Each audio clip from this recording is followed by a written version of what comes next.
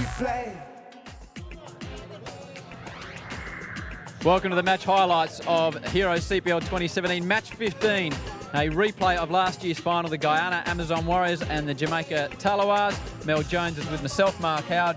Mel, the Guyana Amazon Warriors won the toss, Martin Guptill, and elected to bowl on a pitch that didn't have too much bounce on it. No, it certainly didn't. I think that's why also they wanted to have a bowl, just to see how it would play out. So because it had no pace and it was keeping quite low, difficult to find the boundary, although Lendl Simmons did early. And against Rashid Khan, you flew all the way over here just to see this guy play. And then he did that. Very next ball, he got hit for 6.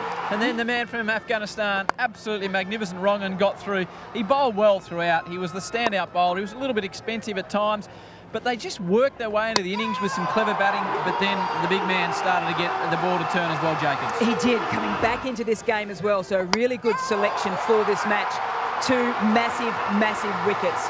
So I know the selectors will be happy with themselves. Rashid came on, still found the outside edge, even though this one found the boundary, but kept asking questions right throughout the innings.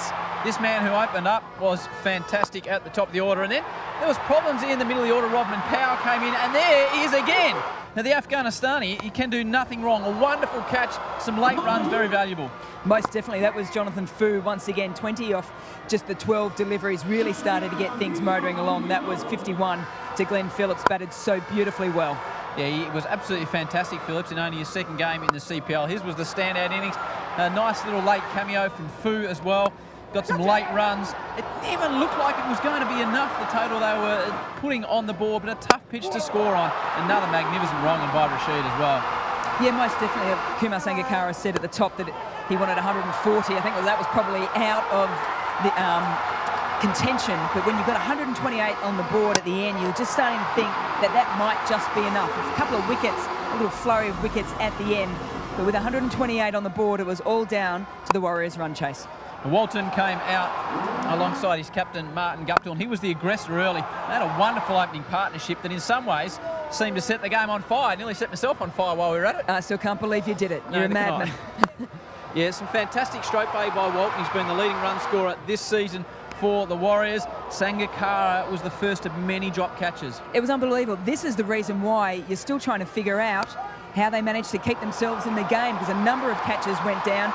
Meanwhile, Guptill continued to go. There's another one dropped, and that was a little bit of a painful one at that. So was that, because Imad Wasim had to leave the field for a little bit as well.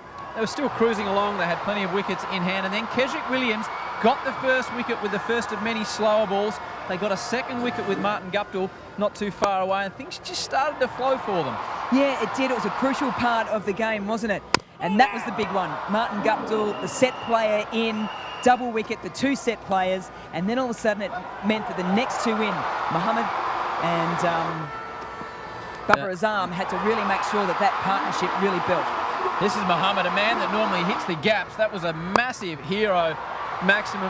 Babar Azam started to try and get into it, and again, poor fielding by Jonathan Fu. We thought this would cost the Tallawahs the game. Yeah, it was the intensity. There just didn't seem to be any of it from Jamaica, as well, the hero in the innings, Glenn Phillips, puts down a reasonably easy one as well. There's another misfield in which they got back for 2, and this was hysterical. Well, we thought this could be the match right here. Man on the fence, wonderful effort, throws it back. Lendl Simmons drops it and kicks it away from himself, so they got back for a 3. The first 3 of the match. Babar Azam hold out on the fence to Power. It came down to it. They needed 3 off the last delivery. Kesrick Williams was in fantastic form, and the ball went up. It did. Primus had to face the last delivery. 2 for a super over, 3 for the win. Found Griffiths, and he was off. All the Jamaican players were onto the ground. Everyone was running everywhere. It was absolute chaos. The fans can't believe it. Yeah, the locals, they had it in the bank, this one. Well done to Griffiths after he dropped an early one. And somehow, we're still not sure how, the Jamaican Tallawahs with Kesrick Williams signing up the book win by 2 runs. Phillips fantastic at the top of the order. Walton and Guptill were good, but Kesrick Williams with the man of the match, a fantastic display with the ball.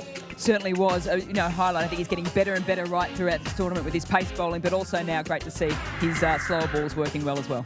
We have a look at the updated leaderboard, of course brought to you by our friends at Motorcorp, the Hero Motorcorp leaderboard. The Trinbago Knight Riders, they've got a game that they've played extra, so they lead the Tallawahs, who won their last 4 games. The Warriors have only won 1, and they need to get going if they want to play in the finals once again.